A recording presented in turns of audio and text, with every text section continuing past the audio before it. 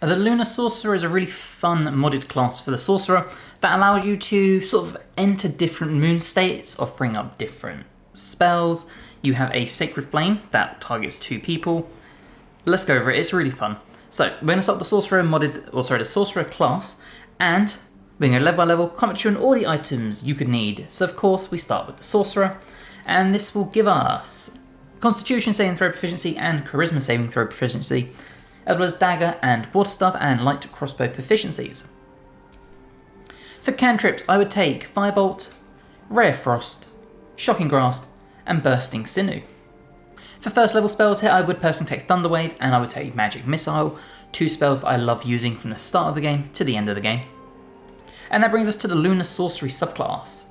You and your forebearers have long been exposed to the concentrated magic of Toral's moon, Selene, allowing you to harness the power of the very phase of the moon. So Moonfire allows your Sacred Flame spell to target 2 creatures close to each other. Awesome. Lunar Embodiment, and this is basically where you can enter a lunar phase. So while in this phase, you can cast 1 level spell of the associated phase once per long rest without using a spell slot, which is awesome. Your lunar phase gains additional bonuses at later levels, which are only available when manifesting the corresponding lunar phase. So we come in here, the 3 that we have are Full Moon, Crescent Moon, and New Moon. New Moon allows you to do Ray of Sickness, Crescent Moon will allow you to do Colour Spray, and Full Moon, Shield. In my opinion, especially early game, Full Moon is by far the most powerful. For your ability points, we're going to have 10 Strength, 16 Dexterity, 8 Constitution, 10 Intelligence, 14 Wisdom, and 16 Charisma. This is if you're respecking. If you're not, Constitution at 16, you want your Dex at 14, Strength at 8. In fact, I'll just show you, it'll be easier. So this is how you want it if you're not respecking and you're playing this from the start of the game, or you're just not at the end of the game. 8 Strength, 14 Dex, 16 Constitution, 10, 10, 16. But because we're respecking, I am going to be going with the 8 Constitution route. For your proficiencies, take whatever fits your roleplay. Sorcerer level 2 lets you create your sorcery points and your spell slots. You also gain 2 passives. For the spell slot here, we are going to take Mage Armor to help protect ourselves. And for your meta magic, we're going to take Twin Spell, meaning we can target 1 additional creature with our spells if we target this, and Distance Spell to increase the range by 50%. Sorcerer level 3 gives us another sorcery point, as well as a bunch more stuff. So for a spell here, we are going to take Hold Person, because I think this is one of the key spells for any spellcaster to have. This can really dominate a battlefield, allowing you to hold enemies so they can't do anything, and then any attacks on them within 3 meters are guaranteed critical hits. It's a huge ability. For a meta magic here, we can take Quicken Spell, so we can cast a action spell as a bonus action instead. Level 4 unlocks our 2nd level spell slots and another sorcery point. Now for a spell here, we are going to take Minor Illusion. And then for a main spell, we're going to take Misty Step to help us get out of danger, to get to high spots, to cast spells. Basically, survivability and maneuverability. For your feat, you probably guessed it, but we are going to bump our Charisma, as this is our spellcasting modifier, up to 18. Sorcerer level 5 unlocks 3rd level spell slots and another sorcery point. For a spell here, we are going to take Counterspell. Again, I think this is a must-have for any spellcaster, especially a sorcerer or wizard. Having that battlefield control, being able to nullify enemy spellcasters is awesome. Sorcerer level 6 unlocks Lunar Boons, so whenever you use your meta magic on a spell of the School of Magic associated with your current lunar embodiment, you can reduce the sorcery points spent by 1 to a minimum of 0. So essentially meaning if you wanted to do a Quicken spell, it would cost you 2 instead of 1. Now as you can see here, for Full Moon it's Abjuration and Divination. For New Moon it's Enchantment and Necromancy, and for Crescent Moon it's Illusion and Transmutation. You also gain Waxing and Waning. You gain greater control of the phases of your lunar magic and can spend 1 sorcery point to change your lunar embodiment. This is huge because it means you can bounce between different lunars now. And if you come in here, you will see it still only tells you about Shield, Colour Spray, and Ray of Sickness. For a spell here, we are going to take Lightning Bolt because I think this is phenomenal, especially if you compare it with a Create Water type situation. The damage output is just phenomenal. Sorcerer level 7 unlocks more sorcery points. We also get to pick another spell, and for this one we're going to take Haste. Again, being able to put this onto a fighter or barbarian, give them a +2 to AC, is incredible. Sorcerer level 8 unlocks our next feat. Before that we get to pick one more spell, and for this one I would personally take Rays of Fire, or sorry, Scorching Ray. This is awesome. 3 rays, 2 to 12 damage. It's just a nice solid damage dealer. You can upcast this for more damage. Essentially, it's just a really good low-level spell for pumping out some damage. For your ability improvement, you probably guessed it, but we are going to be taking our Charisma from 18 to 20. Sorcerer level 9 unlocks another sorcery point as well as our 5th level spell slots. Now for this one here, we are going to be taking Cloud Kill. The reason I'm taking this is number 1, high damage. Number 2, it heavily obscures everything inside it, but most importantly, while you're concentrating this, you can actually reposition it every turn.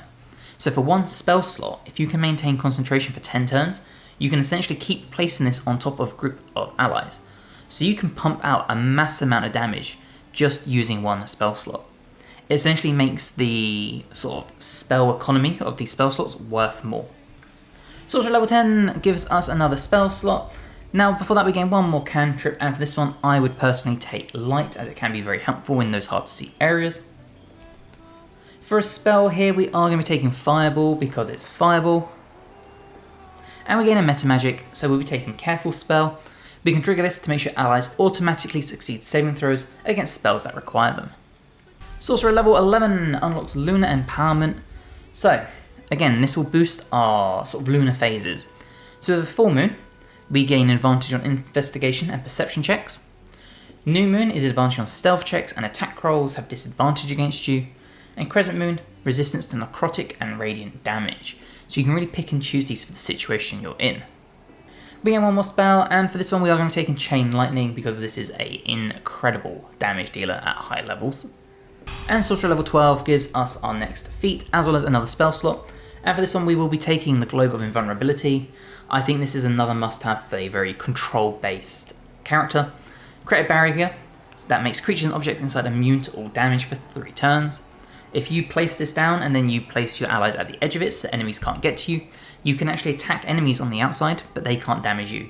Really nice way to not only cheese the game, protect your allies, get a round of healing in. If you are against like Baldur, for example, I used this and it was a lifesaver. And then for your final feat here, we're actually going to be taking Dual Wielder. Reason being is we're going to be using 2 staffs that both have Arcane Battery, giving us 2 high level spell slots for free. Okay, let's start with our equipment, and we start with Birthright. Charisma +2 up to 22, awesome as it's our spellcasting modifier. The Cloak of the Weave, +1 bonus to spell save DC and spell attack rolls, as well as absorb elements once per short rest. The Boots of Genial Striding, so we're unimpeded by difficult terrain. The Robe of the Weave, +1 bonus to spell save DC and spell attack rolls. Whenever we succeed a saving throw, we'll regain 1 to 6 hit points, and an armor class +2. Pairs very nicely with the Braces of Defense, so as long as we're not wearing armor or holding a shield, we get a +2 bonus to our AC. When we take the Snowburst Ring, so whenever we deal cold damage, we also create a 4.5 circle of ice around the target, awesome for our things like Ray of Frost. The Shifting Corpus Ring, sometimes a spellcaster needs to go invisible to not get hit, or blur so they don't get hit because their health pool is diminishing. This is perfect for that. The Amulet of Greater Health sets our Constitution to 23 and advantage on Constitution saving throw checks. Amazing for holding on to your concentration. And then for staffs we're going to go with Marcus Share and the Staff of Spell Power. Both give you a +1 bonus to spell save DC and spell attack rolls, and both have Arcane Battery for those free spell slots. With Marcus Share we also gain Kreshka's Favour as an evocation spell. So you'll see our AC is currently 21, make sure when you finish long resting, you go into your mage armor, hit this, and now you should see a 21 AC. So that is the build. Let's go find some combat and check it out. Okay, we are going to do our Lunar Embodiment. So if we trigger this, let's pop on, we'll do New Moon. And there you go, you can see we are now Lunar Embodied with our New Moon. And this will open up some options when we get into combat. Okay, you can see we're in the combat, we're actually quite high up the turn order. So first thing we are going to do is we are going to come into here and you will see we have our Ray of Sickness New Moon available. So we can do this. This is once per long rest, don't forget. But let's just do that here. And unfortunately I made their save, but we did deal 12 solid damage. We also have the ability to do a Quicken spell. So this is what we can use to sort of improve our AC or whatever to set up an attack. For example, if I was to do Haste, and let's put that on our rogue. What that now means is, if we didn't do Ray of Sickness to begin with, we could have hasted, and then do the bonus action, Quicken Spell, and Mirror Image to really protect that haste and any concentration we have. We did a nice big miss, and then we took some damage, but we still made our concentration saving throw. Okay, now make sure you have your Moon Fire turned on, and this will mean your Sacred Flame can target more than one person. So we could target Skeeve, and there you go. Now it will cause friendly fire, as you saw there. So make sure the enemies you target are very close to each other. For example, this would work very well, but in close proximity like this, it's not going to work for you. So as you can see in that nice little demonstration, you will cause friendly fire. Please bear that in mind. And as I said, we are a big damage dealer, so we can do a lovely chain lightning. If we were to target the enemy here, you'll see we zapped loads of them for a huge amount of damage, and that's why I think Chain Lightning is just the best level 6 spell to take if you want to pump out mass damage, especially as a wizard or sorcerer. Now obviously a lot of the stuff you would have seen is used for outside of combat, so this does play a lot like a regular sorcerer. But let's say we wax and wane and we change to a full moon. As you'll see, we now have the shield ability, so if someone targets us, we could, for example, shield ourselves, protect ourselves from danger. This means we can free ourselves up with a Cloud Kill, for example. We can place it up here. And there you go, we've killed the enemy there and put Cloud Kill on this one. And like I said, what's really good about Cloud Kill is we can move it every turn, so the damage output we can get from this for one spell slot can potentially be massive. You see the enemy took more damage there. You see a nice big miss thanks to our huge AC. And then we made our concentration save with that one.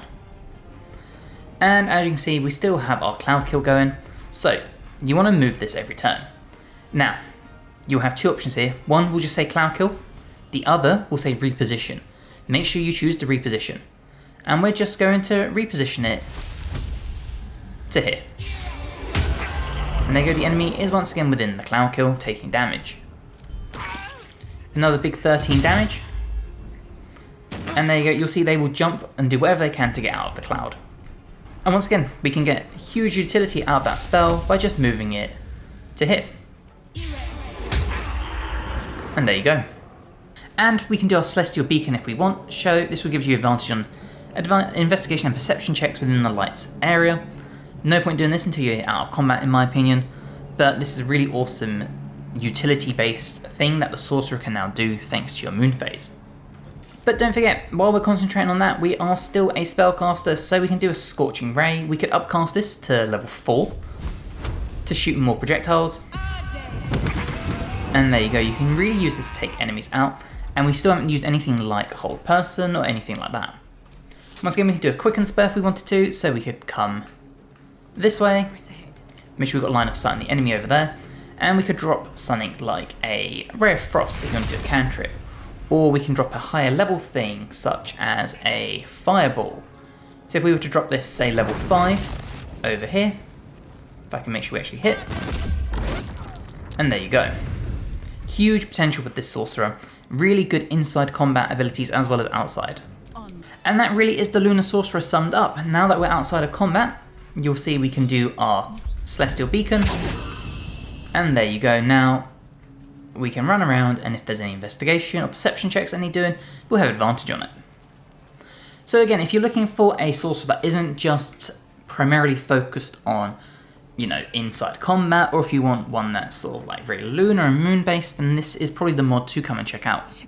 So huge thank you to the mod maker. The Circle of Winter Druid is a really fun modded subclass for the Druid, but it is spell based. Now you can still wild shape, however it will remove your sort of core class feature. But let's go over it. We'll go level by level, combat tutorial, and all the items you could ever need. So of course we start with the Druid. Now, at level 1 we have Wisdom Saving Throw Proficiency. This is also your spellcasting modifier. Intelligence Saving Throw Proficiency. Club, Dagger, Javelin, Mace, Quarterstaff and Scimitar, and Sickle, Spear, Light Armor, Medium Armor, Shield proficiencies. For your cantrips here we'll be taking Shillelagh, and we'll be taking Thorn Whip. For your ability points, we're going to have 8 Strength, 14 Dexterity, 16 Constitution to help with our concentration, 10 Intelligence, 16 Wisdom, and 10 Charisma. For your skill proficiencies, take whatever fits your roleplay. Level 2 unlocks our wild shapes, as well as natural recovery. We'll gain another cantrip. And we get our subclass, and for this we are the Circle of Winter. So you harness the powers of the frigid tundras of the world and the harsh seasons of winter. Now the core feature here, we gain Ray of Frost as a cantrip, but Winter Spirit. Channel the Might of Winter to gain 5 temporary hit points, and deal additional cold damage with your spells and melee weapon attacks while you have them. This will last until long rest, however, Winter's Spirit ends early if you use Wild Shape. This ability in itself also uses Wild Shape, so while you can turn into your animals, it is basically set around being in this Winter Spirit form. Now for your cantrips here, we are going to take Cure Wounds, Healing Word, Create or Destroy Water, Thunder Wave, and Ice Knife. Druid level 3 unlocks our second level spell slots. We also gain Sinalock's Snowball Swarm as a level 2 spell that is always prepared, alongside Darkness.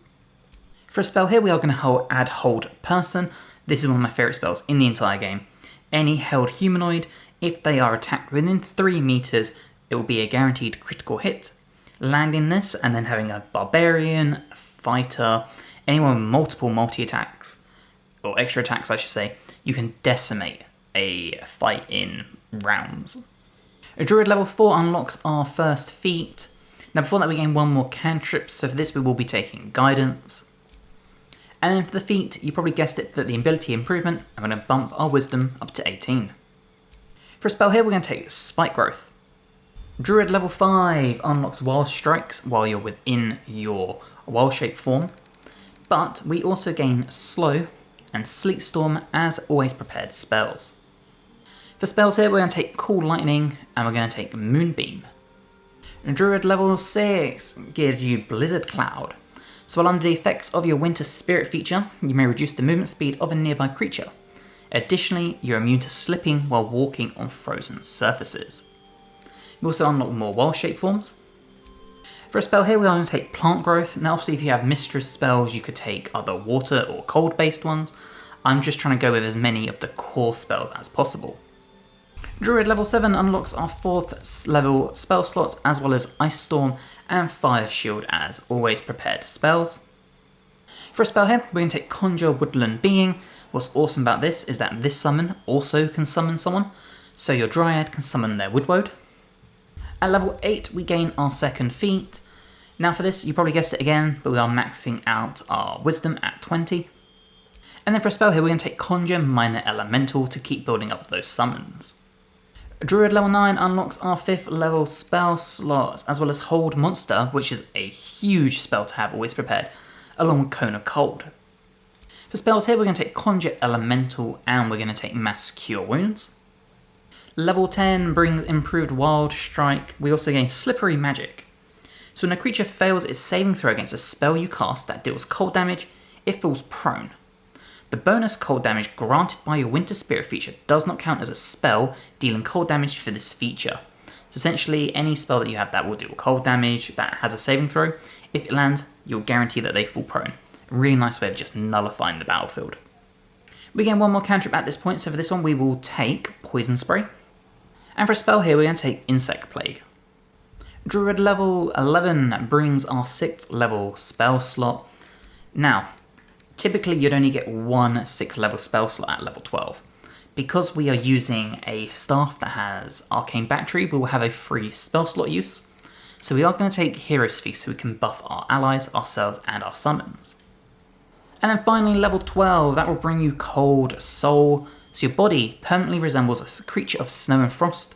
You're immune to cold damage, and when a creature hits you with a melee attack, it will take 6 cold damage. Now for your feats here, we are going to take Alert, +5 to Initiative to boost us up that turn order. And then finally for your final spell, we are going to take a damage dealer in Sunbeam. What's awesome about this as well is that while you're concentrating on it, you can recast it without expending a spell slot. So it's a really nice way of getting a lot of utility out of one spell, especially a high level one. Okay, let's go over our equipment. We start with a Cold Brim Hat. So once per turn, any condition inflicted on a target also applies 2 turns of Encrusted with Frost. We're going with the Cloak of Displacement, so at the beginning of our turn, the Cloak will activate, granting enemies disadvantage on attack rolls against us until we're hit.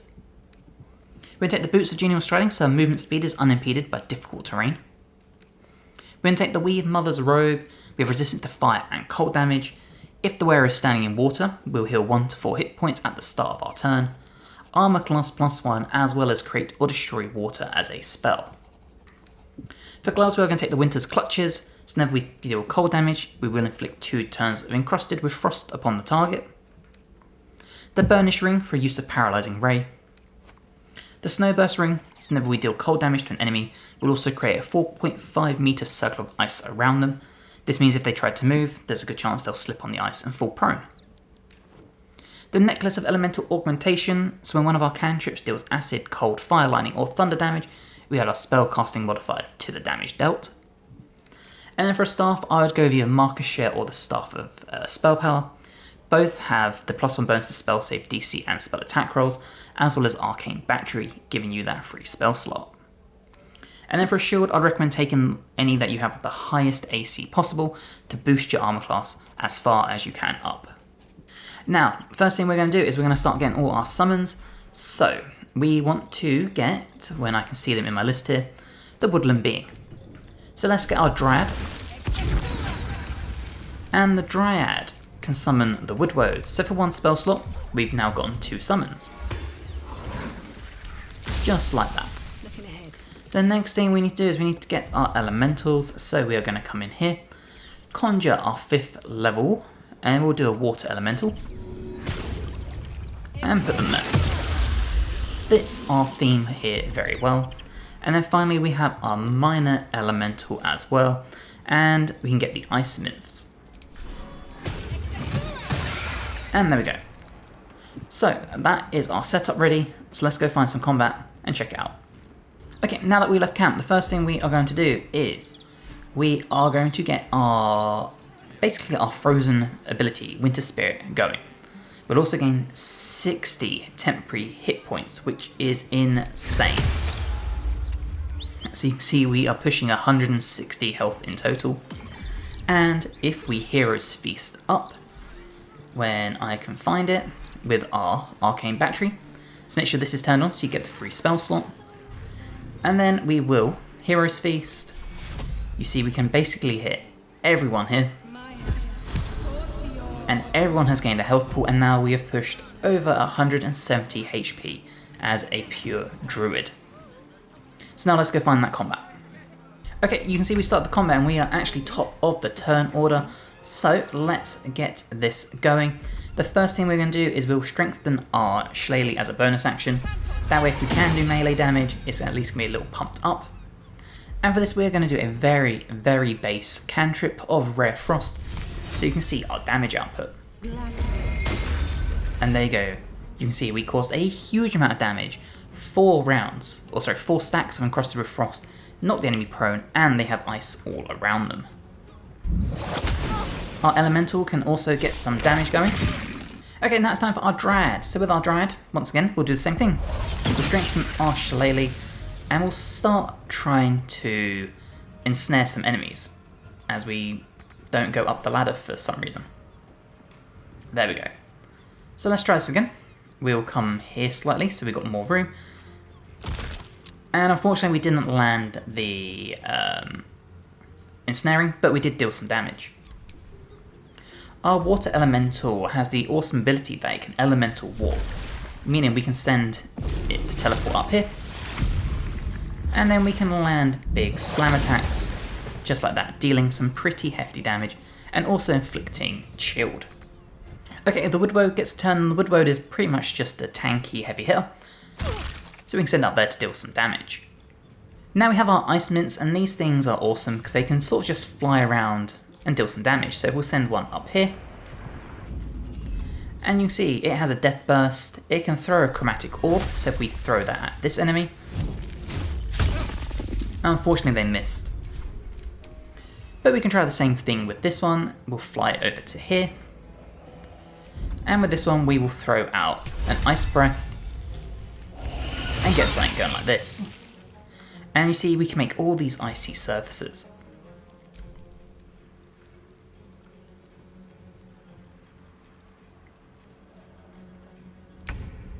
You see the enemy there had no chance to do anything, being stuck.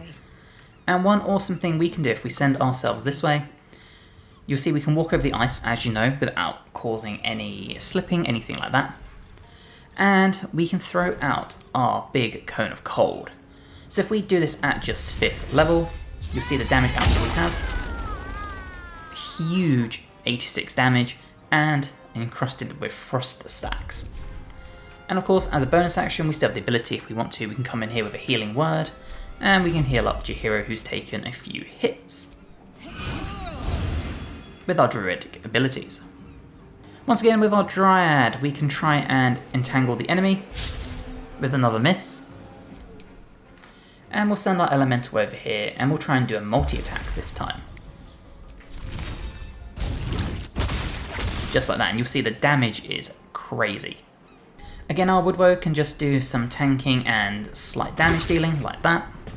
And our ice mints we can send up here to do a claw attack, or if we want to just get rid of our summon and deal a huge amount of damage, we can do a death burst as an AoE. The other thing we can do, send them over the ice to try and slash, which was another big miss. Now see the enemy here still is encrusted with frost for 2 turns. If we were to do another cantrip of Rare Frost when I can see it, just here, we'll keep those stacks up. And you see we've placed it in a way where there's now ice around all the other enemies as well, and they are now up to 6 stacks of encrusted with frost. If we get to, I believe it is 7 stacks, yeah, when there are 7 stacks or more, they must make a Constitution saving throw or take 1 to 4 cold damage and become frozen, which is huge. You see we get a nice big opportunity attack. And again, with our elemental, we have the ability to just fast travel as much as possible. I say fast travel to do our elemental warp. For some reason, we went down the ladder before doing it. But then we can come back in here with another multi-attack. Just like that. Okay, we're going to place ourselves over here next to this enemy, but we're not going to attack. You see the enemy here has slipped on the ice, and the reason we did not attack is because I want to show off our ability to do Blizzard Cloud. We can throw this on Runt down here, and unfortunately he saved, but that would have reduced his movement by 3 meters, which would have been enough to show off when he runs away. Instead, I'll show off our melee capabilities, because we know we deal extra damage, and you'll see we even landed encrusted with frost with our melee attacks. Now let's try our bonus action again of Blizzard Cloud. We'll try and throw it on Runt here.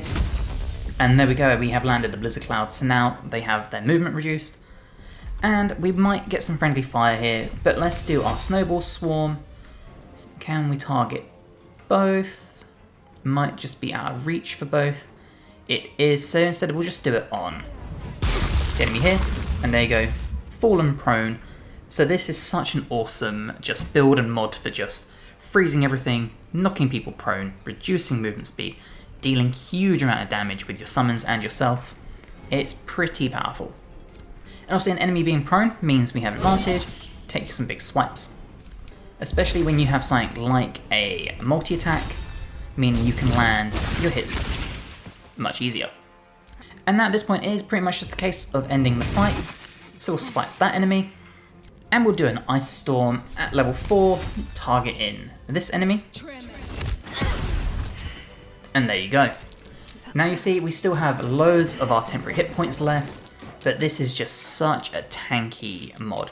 The whole having 60 temporary hit points really makes up for the low AC, but the amount of abilities you can throw out that aren't concentration based is just phenomenal.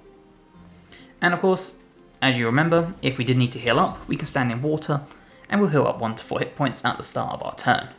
Our Hala is a balanced modded subclass for the Valkyrie class, so let's go over it. We're going to level by level, commentary on all the items you can need. So of course we start with the Valkyrie. Now this will give you First Light as a spell, which is a nice little healing spell you can also upcast. What's awesome about this is it uses Divine Favour. Now for Divine Favour, if you check out our Norse Battle Spirit, this is essentially like sorcery points almost. You use Divine Favour to get your skills going.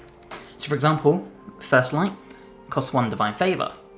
Divine Armament also costs 1 Divine Favour. Now Divine Armament is awesome, +1 bonus attack rolls, and we deal additional 1 to 4 radiant damage. But with Norse Battle Spirit, you can actually regen these points in combat by fighting enemies, healing allies, or praying to the gods, as the description says. We also gain Simple Weapon, Battle Axe, Longsword, Trident, Warhammer, Pike, Halberd, Greatsword, Great Axe, Light, Medium, Heavy, and Shield proficiencies. For an Aesir, if you want to go over all of these, you can check out my very first Maiden of Daybreak video, where we went over every single one of these. But for this one, I would take Vidar's Thirst for Vengeance. You regenerate more Divine Favour while in combat, meaning you can do more abilities. For ability points, we're going to have 16 Strength, 14 Dexterity, 16 Constitution, 8 Intelligence, 10 Wisdom, and 10 Charisma. For your proficiencies, take whatever fits your roleplay. At level 2, we unlock Sundering Strike, so for 1 Divine Favour, we can strike an enemy, dealing 10 to 27 slashing damage. If we miss, we reduce their AC by 2, but if we hit, we increase the damage they take by 1d4. So even on a miss, this is an awesome ability, because either way you debuff the enemy, and if you do hit, huge amount of damage. Valkyrie level 3 unlocks our specialization. Now before we go over that, we gain Heavenly Smite. So when you hit an enemy, you can call on Odin to smite them for an additional 2 to 8 radiant damage. I believe that this costs 1 Divine Favour too. We get Baldur wings, so we can fly to a target position. And Valhalla create Enhajar. So what this means is when an ally fully dies, so they fail all their death saving throws, we can revive them as a spirit for 3 turns for 1 Divine Favour. And of course the Maiden of Valhalla is the subclass we are going with. So Fallen Warriors can be made Enjahars to fight once more. This Valkyrie makes sure all chosen souls can enter Valhalla. As you can see, the playstyle is classed as balanced by the mod maker, and means we can now cast that Create Enhajar as a bonus action. Valkyrie level 4 unlocks our first feat. We also gain Swift Descent, so our movement speed increases by 3 meters, as well as our jump distance by 3 meters. And Brutal Swing, which means for 1 Divine Favour, we can swing our weapon in a large arc, attacking up to 3 enemies at once. For ability improvement, we are going to take our strength up to 18. And that brings us to Valkyrie level 5, where we gain Favoured by the Gods. So we're immune to poison, diseases, and being cursed. We gain extra attack, and Norse Ancestry, which is basically like a version of Speak with Dead. We can talk to a humanoid corpse to ask up to 5 questions. Skeletons and creatures killed by fire, acid, lightning, necrotic, or radiant damage can't be cast on, neither can undead. Valkyrie level 6 brings Purging Light, so as a bonus action and 1 Divine Favour, we can channel Divine Energy to remove all negative effects from us or an ally. And Unyielding Echo, if we would die, we'd become an Enhajar instead, which is basically like we get 3 turns of basically not fully die, can be a huge lifesaver. Valkyrie level 7 brings Deny Life, block the target from being healed for 5 turns and 1 Divine Favour. And Aurora Veil, which is an incredible ability. This costs 2 Divine Favour, but for 5 turns we'll regenerate health to everyone nearby us. It's awesome. Valkyrie level 8 brings our second feat, as well as Battle Maiden. So we gain a +1 to our AC until our next turn after taking damage, and this can stack. So you can really tank the battlefield with this. For an Aesir here, we're going to take Hell's Rotting Presence. So the Fire of Hell, you apply Burning Rot to enemies in melee range. And for your feat, you probably guessed it, we're going to max our strength at 20. Valkyrie level 9 brings the Age of Enhajars. So if an Enhajar kills an enemy, they can come back to life. Which means you've got 3 turns as a spirit once you die to kill an enemy and basically revive yourself. It's an awesome ability. And the Gates of Valhalla. So whenever a nearby enemy dies, we collect their soul and strengthen ourselves to send them to Valhalla. Valkyrie level 10 brings Divine Herald. Surround yourself in celestial radiance, the light of the heavens. This is like a very minor version of Spirit Guardians and it only costs 2 Divine Favour. It's awesome. Valkyrie level 11 brings the Aegis of Light. Shield an ally with a Divine Barrier. They can't take damage if struck from outside the barrier for 5 turns, as well as 3 Divine Favour. Another really awesome defensive ability to preserve your allies. Valkyrie level 12 is our final level, so we gain our final feat, as well as Odin's Judgment, Halls of Valhalla. So for 4 Divine Favour, we create a zone that mimics the power of Valhalla around us. This will enhance allies and grant them a +2 to attack rolls and an additional 3 to 12 radiant damage on attacks. And if they were to die, they would immediately become Enharjars. Awesome ability, you can play this like as a sort of like last minute gamble, or gambit I should say, to make sure if an ally dies they'll revive themselves, or you can do this from the start and just have a bunch extra damage. For feats here, we are going to be taking Great Weapon Master. So if we land a critical hit or kill a target with a melee weapon attack, we can use another melee weapon attack as a bonus action on that turn, and we can take a -5 attack roll penalty for a solid 10 damage. Okay, let's go over equipment, and we start with Savrok's Horned Helmet, Dark Vision up to 3 meters or 15 if you have it, cannot be frightened or afflicted with other emotion altering conditions, and a Constitution saving throw +1. This will also reduce your critical number down from a 20 to a 19. You could also take the Helm of Baldur if you want to. For Cloak, we're taking the Cindermoth Cloak, so if we take damage within 2 meters, the attacker will receive burning. The Blackguard Greaves for a use of Longstrider. I've gone with the Flawed Helldusk Armour. When you hit by a foe within 2 meters, it might take 1 to 4 fire damage, as well as 1 less piercing damage. You could also go with the Helldusk Armour if you really want to. Depends on how tanky you want to be. I like the extra fire damage here compared with the Cloak as well, but again, choice is really yours. We are going to be taking the Helldusk Gloves though, so +1 bonus to spell attack rolls and spell save DC, and our weapon attacks will do an additional 1 to 6 fire damage. We've got the Caustic Band, so we deal an additional 2 acid damage. The Killer Sweetheart, so when we kill a creature, our next attack roll will be a guaranteed critical hit once per long rest. The Surge and Subjugation Amulets, so when we score a critical hit on a humanoid, we can paralyse them for 2 turns, once per long rest. And for a weapon, I've gone with the Halberd of Vigilance, +1 bonus to initiative and advantage on perception ability checks. When we make an attack roll as a reaction, we make it with advantage, and you can see we got 12 to 29 solid damage. Okay, so before we leave, the first thing we are going to do is Divine Armament. I'm just going to throw this on myself, and now you see we're concentrating on it. It doesn't run out, there's no turn limit. So as long as we maintain concentration, we now deal extra damage with our blade. If I come in here, you'll see it's now 16 to 42. So let's go find some combat and check it out. Okay, you can see we're in the combat and we're actually top of the turn order despite only having 14 dexterity, so the equipment really helps you out here. So what we're going to do is we're going to come in the middle and we're going to get our abilities going. You'll see the enemy now has Burning Rot for being near us. So if we check that out here, you take 10% of your maximum health as damage at the start of your turn if they're within close range to us. Awesome to put on for melee abilities. The other thing we're going to do is Divine Herald. So this will cost 1 of our Divine Favour, and you can see very much like Spirit Guardians, and we can get that Burning Rot, we can get this going as well.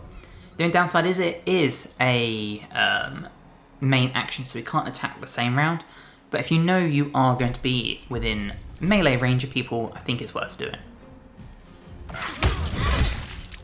Okay, you'll see the enemy is burning, took fire damage, and took the Celestial Light.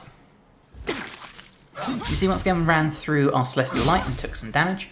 Okay, let's pump out some damage. Now unfortunately we don't have our our Divine Armament anymore because we lost concentration. But we can get the Celestial Light going like this. So let's pump out some damage. And you'll see we can do a lot. We can also Odin Smite, and we can crit with that as well. And thanks to having extra attack and our Killer Sweetheart, we can guarantee another crit. We can also guarantee another crit with an Odin Divine Favour. More Celestial Light, and we have the Burning Rot as long as we are within range.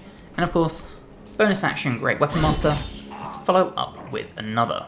So this is a very, very powerful build we can do.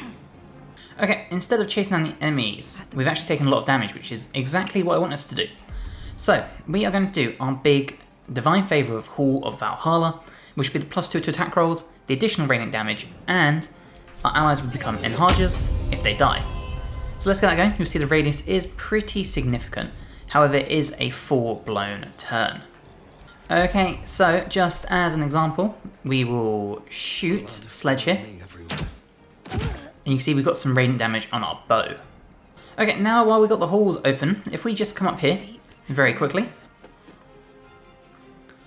One of our other moves is we have our cleave, and you can see we've got all the burning rot. We've also got the celestial light going. So let's do when I can see it, our brutal swing, which we know can target multiple people just like that. So you can really one-shot just so many people here. And what we'll do is we'll come back down here because I'm hoping one of our allies will get downed. Okay, in the meantime, we are going to heal ourselves up with a First Light. Again, it costs another Divine Favour, but you'll see we heal up for a very significant amount. Okay, for some reason, the Enharger hasn't risen. So what we're going to do instead, we'll create our Enharger. We will target ourselves.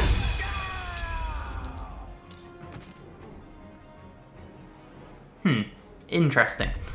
Okay, you can see we've got the Burning Rock going still. What we are going to do is our Sundering Smite. So remember, if we miss, they will still become weakened with a less AC, but on every hit here, we can still land our Odin Smite. And now you see, we missed the second time with our Smite, so now they have the reduced AC. And again, we can just come in here with two very basic attacks. Now we know they've got the reduced AC, and we can keep smiting. And you see, every time we kill an enemy, we gain 2 smites back. Okay, for some reason, the Hall of Valhalla seems to have broken the Create Enharger, which is a little unfortunate. I'll try and show it though after this. But for now, let's get our wings going, and we'll close down the gap here, ready to start hunting down this one. And we can close the distance with Rush Attack, which did miss, but it's fine, because then we can still follow up with another Smite, just like that. And at this point, it's simply just a case of ending the fight, just like that. What we can do is our Norse Ancestry, and if we were to do this on the Barbarian, you see we have that version of Speak with Dead, so it's a pretty awesome skill to have. What I'm going to do is I'm going to insert here how the Enharger works based on the first video I did, so you can see it at least in action. Okay, now we made sure Jaheira died. This means we can do our ability and we can create the Enjar for 3 turns. And there you go, we have revived Jaheira. Now she will die at the end of the 3 turns unless we can get her to kill an enemy. Let's deal some damage here. You'll see we have all the regular abilities we would have. So if we were to do, say, a 4th level Thunderwave, we managed to kill Sparks here, meaning we have fully revived. We don't have the health, but we're no longer a dead being. We don't need to use a Revivify, anything like that. So I really hope you enjoyed this subclass build guide for the Valhalla mod. It is really awesome. Unfortunately, it does seem like the Halls of Valhalla is a little broken on console, so hopefully that gets fixed ASAP. The Rune Knight is probably my favourite fighter subclass. I have loved it on tabletop since it came out. Being able to just inscribe yourself with runes that bolster your abilities is amazing. So we're going to go over it. We're going to go level by level, commentary on all the items you could need now it's added as a mod to Baldur's Gate 3. So of course we start with the fighter at level 1. This will give you second wind, whereas a bonus action you can heal yourself up for a 1d10 plus 1. Strength saving throw proficiencies, constitution saving throw proficiencies, as well as proficiencies with simple weapons, martial weapons, light, medium and heavy armour, as well as shields. For your fighting style here, we are going to take defense, the +1 bonus to armor class while wearing armor. For ability points, we're going to have 16 strength, 14 dexterity, 16 constitution, 10 intelligence, 10 wisdom, and 8 charisma. For proficiencies, take whatever fits your roleplay. Fighter level 2 brings action surge, so you can immediately gain an extra action to use this turn. Fighter level 3 brings our specialization, and for this we are the Rune Knight. So Rune Knights enhance their martial prowess using supernatural powers of runes, an ancient practice that originated with the Giants. So we gain Sleight of Hand as a proficiency. Giant's Might, so Rune Knights have learned how to imbue themselves with the might of giants. Rune Carver, you gain proficiency in Sleight of Hand and use magical runes to enhance your abilities. Inscribe Rune, so you can inscribe a rune you know. Each rune offers a passive magical benefit and unlocks a unique action. Each rune can only be used once and lasts until long rest. Giant's Might, grow in size to become stronger. If you are smaller than large, you become large and gain advantage on ability checks and saving throws using strength. Once on each of your turns, one of your attacks with weapon or unarmed strike will do an additional 1d10, which is just awesome. This does use a giant smite's charge there, as you can see. And then we gain new spells. Now these aren't actually spells, they are your runes. Now each rune will give you a passive and an active. So the Cloud rune, advantage on sleight of hand and deception checks, and this rune can be invoked to transfer an attack to another target. This is going to be the first one we pick. There is also the Fire rune, which will give you expertise in sleight of hand checks, and this rune can be invoked to restrain and do additional fire damage to a creature you hit with an attack using a weapon. This will be the second one we take. There is also the Frost rune, advantage on animal handling and intimidation checks, and it can be invoked to increase your chance of succeeding on strength and constitution rolls. And then finally there is the Stone rune, advantage on insight checks and dark vision, and this rune can be invoked to force a creature into a dreamy stupor. So you can see there are lots of awesome abilities here. Fighter level 4 brings our first feat, and for this we're going to be taking our strength from 16 to 18. Fighter level 5 brings an extra attack, so if we make an attack with our main action, we can follow up with one more. Level 6 we gain our second feat, and for this, maximising our strength up at 20. Level 7 brings a runic shield, so you can use reaction to force an attacker to reroll an attack roll made against one of your allies.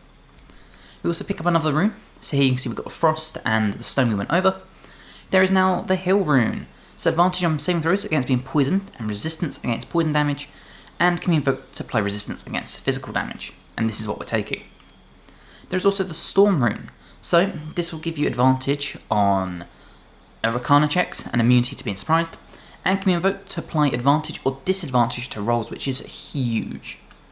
It's time to pick up our third feat at level 8, and for this we're going to come down the bottom and take Great Weapon Master. When we land a crit or kill a target with a melee weapon attack, we can make another one as a bonus action that turn, and we can take a -5 attack roll penalty for a solid 10 damage on our attack. Fighter level 9 brings Indomitable, so whenever we fail a saving throw we can re-roll again using the new result. Fighter level 10 brings Great Stature. The magic of your runes has permanently altered your height. We also can pick up one more rune here, so we are going to take the Storm rune for that advantage or disadvantage to rolls. Level 11 brings improved extra attack, so then we can make 2 additional attacks after attacking with our main hand weapon. And then our final level, level 12, brings our final feat, and for this one we are going to come all the way down here. And we're going to take Savage Attacker, so in making melee weapon attacks, we roll our damage dice twice and use the highest result. Let's go over our gear, and we start with the Helm of Baldur. It'll heal you for 2 hit points at the beginning of every turn, a +1 bonus to our armor class and saving throws. We cannot be stunned, and we cannot be critically hit. We're going to pair this to the Cloak of Protection for a +1 to our armor class and saving throws. The Evasive Shoes for a +1 to acrobatics and armor class. The Adamantine Splint Armor, 18 armor class, reduce all incoming damage by 2. When a melee attack hits you, the attacker is sent reeling for 3 turns. If we check our reeling quick, recovering from receiving a terrible blow or hitting a strong metal has a -1 penalty to attack rolls for every turn remaining, which is huge. Now, alongside that, there is also disadvantage on stealth checks, and we can't be critically hit, but we already have that thanks to the Helm of Baldur. For gloves, we're going to take the Helldust gloves, the additional 1-6 fire damage on our weapons, the Caustic Band for 2 acid damage, the Ring of Regeneration. At the beginning of our turn, this will activate to heal you for 1 to 4 hit points, so between this and the helmet, 1 to 6 hit points potentially every turn. And for a necklace, we're going to take the Amulet of Baal, which will inflict the bleeding on targets that have maximum hit points. Now, you can use the Sword of Chaos if you want to. I actually would have had that equipped during the character creator, as you would have seen, and I love that weapon. I will show you it just here. It is just absolutely phenomenal. It's so much damage, and on a hit you regain 1 to 6 hit points. However, Stethan, or how you say it, Stefan, the axe is also really good for this. Reason being is we can get a spiritual weapon. So we can invoke our runes, get a spiritual weapon to help us, and all sorts. And the spiritual weapon will also provide a bit more damage compared to the Sword of Chaos overall, because you'll get your attacks and the spiritual weapons. So the choice is yours here, pick whichever one you prefer. The other good thing with this axe is the prepare action. So sacrifice 6 meter movement to deal with 5 additional slashing damage with your melee weapon attack this turn. But you'll see here we've got Giant Smite to become bigger. Let's inscribe our runes. And you see we've got all of these, but the one we're going to inscribe first is the fire rune, as this will deal additional fire damage and allow us to restrain someone. So there we go, we have our rune inscribed, and when we get into combat we can also do our giant smite. So let's go find said combat and check this build out. Okay, we're in the combat, let's get this going. Let's come in here, and we'll do our giant smite. And there you go, you'll see we are now huge. So let's start swinging for fences. Now we're not going to invoke our fire rune, we're going to do it on the guy with the most health. Or not, because we missed. Let's try again. There we go, invoke our fire rune, and you'll see we did the 8 fire damage, but they did save from being attacked. Or sorry, not attacked, from being restrained. We can action surge though. You see we've got the bleeding on the enemy there. Take another big hit. And can we get up there? No, we can't. That is a shame. So what we'll do, we'll take out this enemy, and we'll take out this one. And then we'll start moving, if we have the reach, as close as we can this way. Now you'll see on our character, we still have Giant Smite going, and we would still have our bonus action Great Weapon Master if we hadn't have done our sort of Giant Smite Rage-esque thing. You'll see a nice big miss, but then the enemy did hit us. Okay, so once again it's back to our turn, and it just plays like a normal fighter. We just come around here, and we deal as much damage as possible. Let's land another attack on this, so now see we spread the bleed to as many people as possible. We've also got reeling on this enemy, and this enemy is bleeding. So, because the Barbarian's the big hitter, let's take another swipe here. And you'll have noticed we can only use one rune at a time. If we come to our inscribed, it is gone. So this time, what we can do is we could inscribe our cloud, and this is what we can transfer an attack to another ally. You'll see the bleed there, and another big miss, followed by an attack. Now one of the things we can do with this build is we can reduce, thanks to our axe, the size of a creature. So if we reduce the Barbarian, they are now smaller, they also have less weapon damage, and dismounting on strength and other checks. Which means, if we wanted to, we have a much easier way of throwing them around. And of course, thanks to our axe, like I said, we have the ability where we can, when I see it, our spiritual weapon. So we can get this summoned, we'll throw it up here for now. And there we go, we now have our spiritual weapon ready to attack. And that means we can just come in here. And unfortunately we did have to move to cast it, but obviously we could now follow up with some big attacks. What we'll do is, thanks to our gloves, we'll just shoot out a little ray of fire, because why not? And there you go, we absolutely melted that enemy. You see the big sneak attack miss then. Can't even catch my breath. And at this point, we just come in here. We slice the enemies up. Just like that. And then we'll make our way over here, if we can. Ready to take out this enemy next. In fact, we actually have a bonus action. But we can't quite reach, that's a shame. And then our spirit weapon, obviously, can come in here with a big miss, apparently. We'll hunt down this enemy over here, while our spiritual weapon keeps the other one busy. And again, we can just come in here, huge damage output. And in fact, actually, we can make our way over here, ready to attack on the next round. And we also missed, apparently, that's cool. Get the bleed, get the fire damage, and another big miss somehow. What we can do though, if we needed to with second wind, but we don't, we'll try again with the spiritual weapon. There we go, big crit with the 15.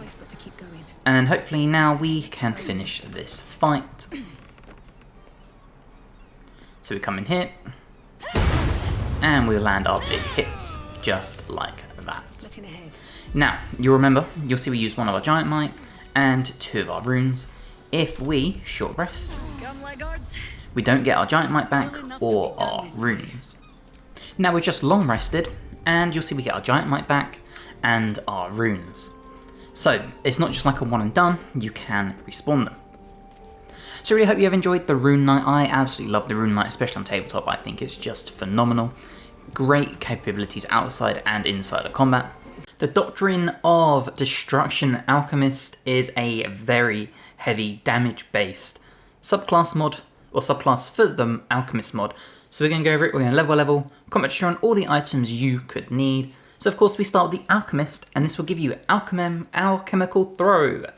This is your main action, basically you throw your alchemy.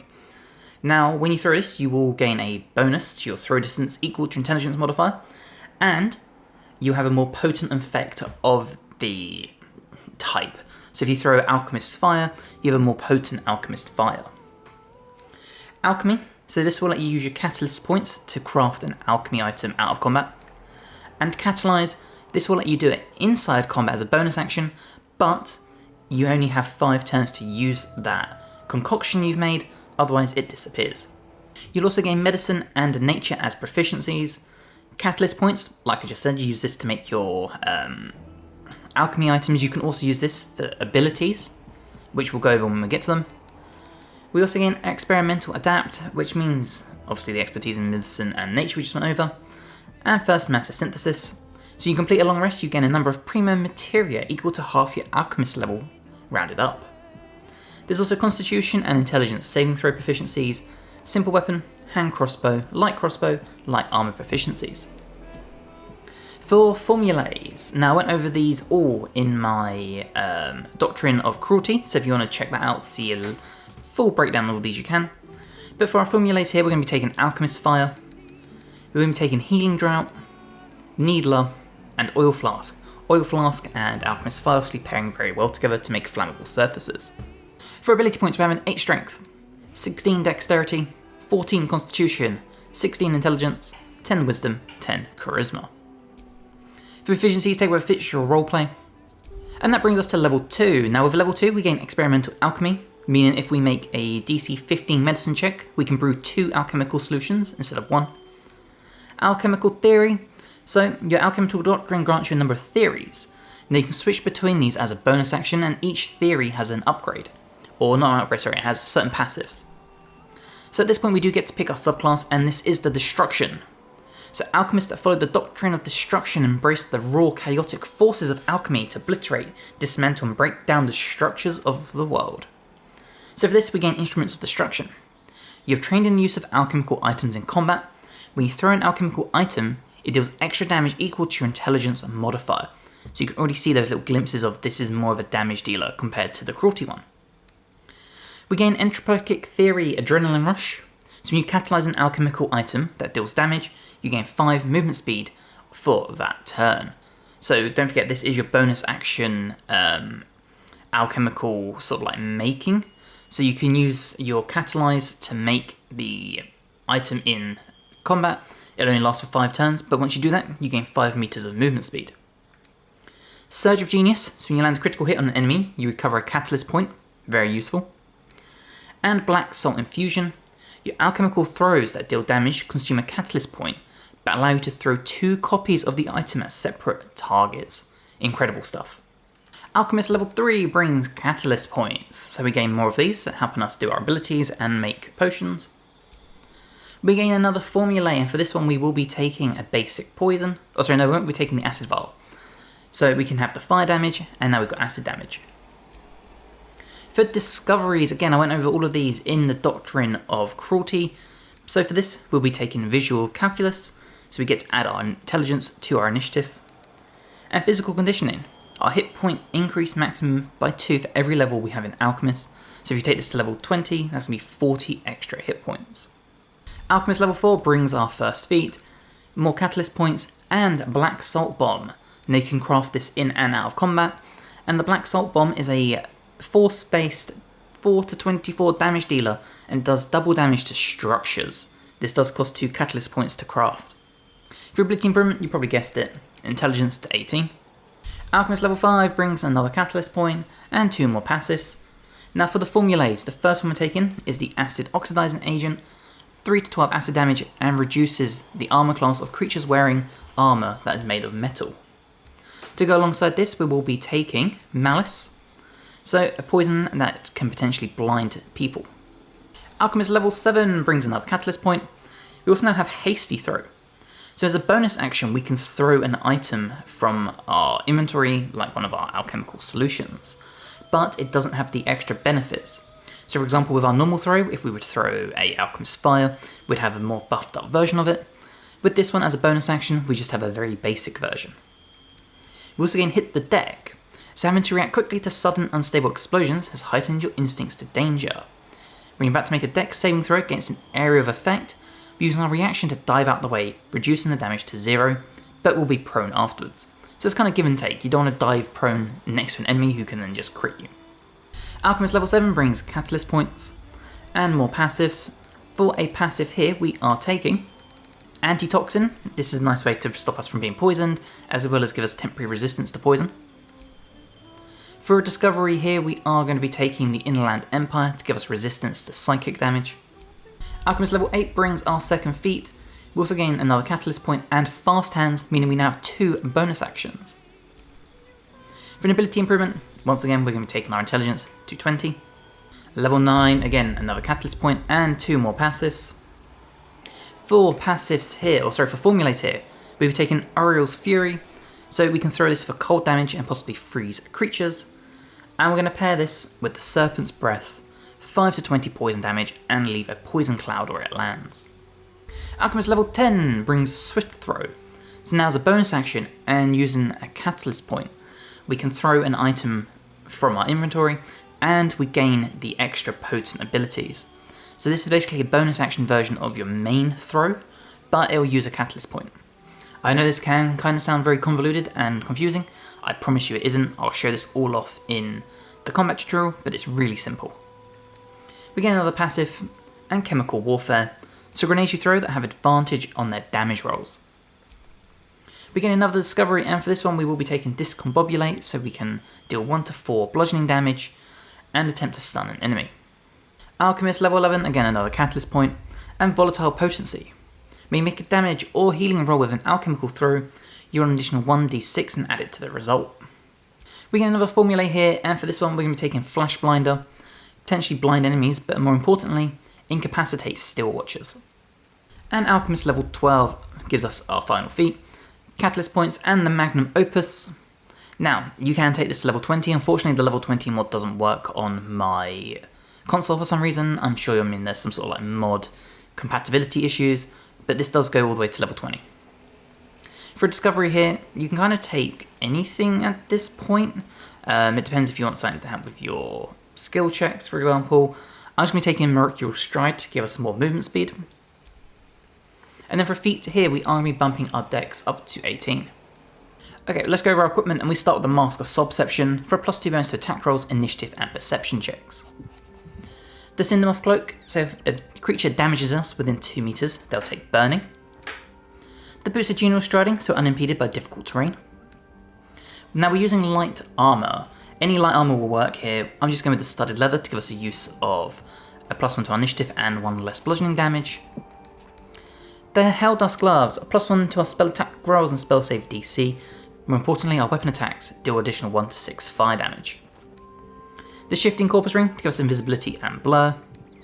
The Caustic Band to give us a solid 2 acid damage on our attacks. The Amulet of Baal, so we can inflict bleeding upon targets at maximum hit points. Really useful when you're throwing stuff around. I'm taking the Lightning Jabber. I love this. You can also shock targets on a hit, and if we throw it, we do an additional 1 to 4 lightning damage. Only problem is if we throw it, we don't get it back in our hand. We have to pick it up. But being able to stun targets and just overall it's a solid weapon.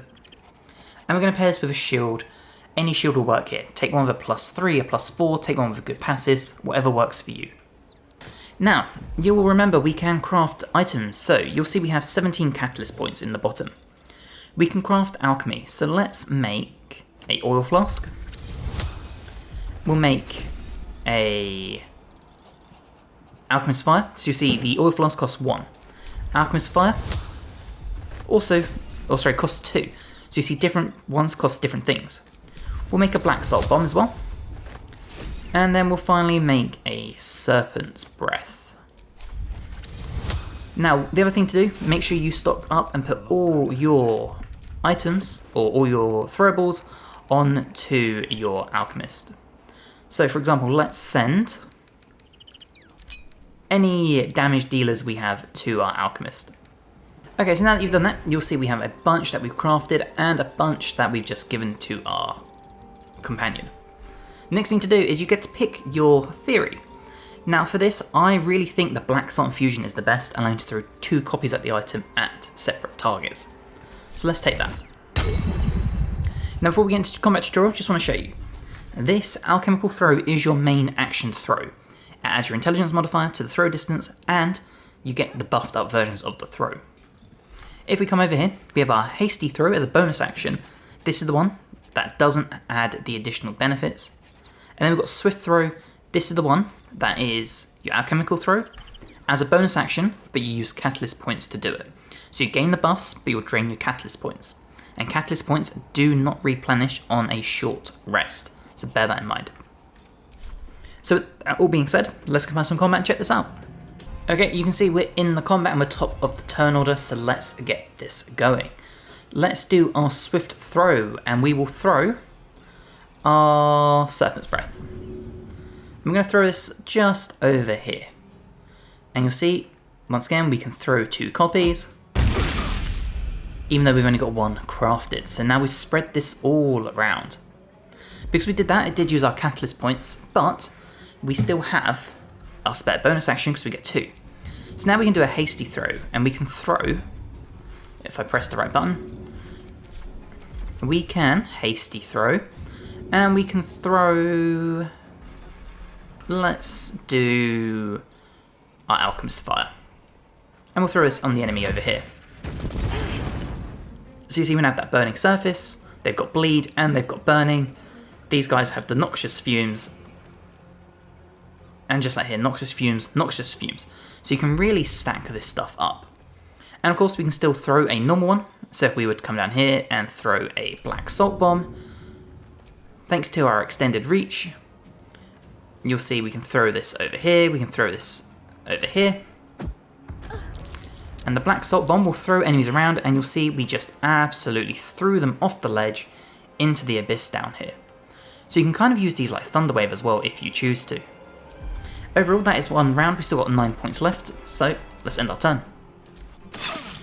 You see the enemy taking damage there, and the enemy took some noxious fumes there, having to jump in. You see even more damage there? That was a nice big miss. And then, because the enemy hit us, they do take burning. The enemy there just absolutely melted. Now, we still have some other things we can do. So, we got our discombobulate. So we'll do this as a bonus action, and we'll try and stun this enemy. Now, unfortunately, safe, but that's okay. The other thing we can do is, if I do my swift throw, we'll throw the ore flask, and we'll throw this over here. We can then pair this with our alchemical throw. We can throw a bunch of abilities, so we'll throw this one here. And there you go, you can see you can cause mass explosions, lots of fire, bunch of burning and oiled, lots of awesome stuff here. You see the enemy taking the burn damage there, and they're still all oiled. Okay, let's just look at our base damage. You see we've got a bunch of different stats effects, thanks to all the stuff we have on our item, and we only do have 1 action. Now again, if we want to, we can do another swift throw, we can discombobulate.